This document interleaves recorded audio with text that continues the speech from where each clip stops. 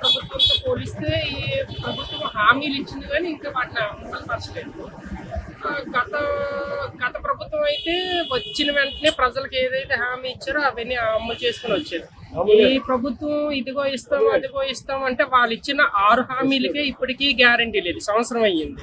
1-2 హామీలు చేసి next August అంటారు, ఉగాది అంటారు, అలానే అంటే డేట్లు చెప్పుకొని వెళ్తున్నారు తప్ప ఇప్పటికొచ్చి ఏ హామీ అనేది ఈ కూటమి ప్రభుత్వం అమలు పరచలేదు.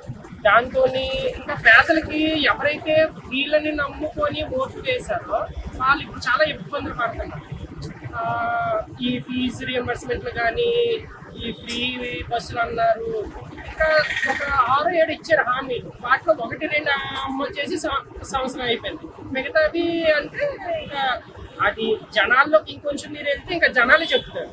100%లో 90% ఇప్పుడు అసంతృప్తితోనే ఉన్నారు. ఎప్పట్లాగే చంద్రబాబు నాయుడు ఎన్నికలకి సంవత్సరం ముందు మొత్తం హామీలు చేసేస్తాను అప్పుడు నాకు ఓట్లు వేయండి అంటే అలాగే ఓట్లు వేసే ప్రజలైతే ఇప్పుడు లేరు. ఇలాగే డిఫరెన్స్ చూసుకొని ఆ ప్రభుత్వం రాగల ఎలాగైతే చేసింది ఈ ప్రభుత్వం వస్తే ఏం చేసింది అనేది చేస్తున్నారు తప్ప ఇంకేం లేదు. రాగానే రోడ్లు వేస్తామన్నారు, ఎక్కడున్న రోడ్లు అలాగే ఉన్నాయి, గుంతలు కప్పేస్తామన్నారు, ఇంకేమీ లేవు. మరి ఉద్యోగాలు తెప్పించేస్తామన్నారు, ఫ్యాక్టరీలు అన్నారు, మొన్న దావాస్ వెళ్ళారు, అంతేసి పెట్టుబడి తెచ్చామన్నారు.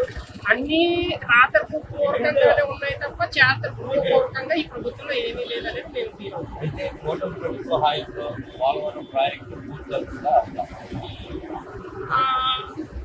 అది ఎంతవరకు స్టేటస్ ఉందో మాకు తెలియదు.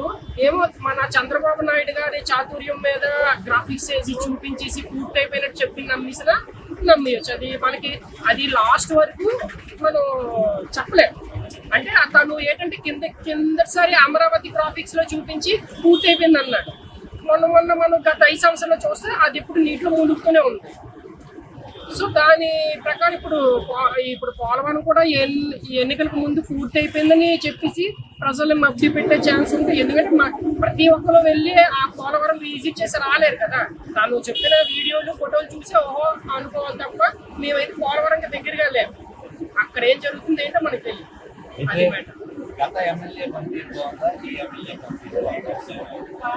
విజయనగరంలో గత ఎమ్మెల్యే గారు అంటే కోలగంట్ల వీరభద్ర స్వామి గారు నిరంతరం ప్రజల్లోనే ఉంటారు.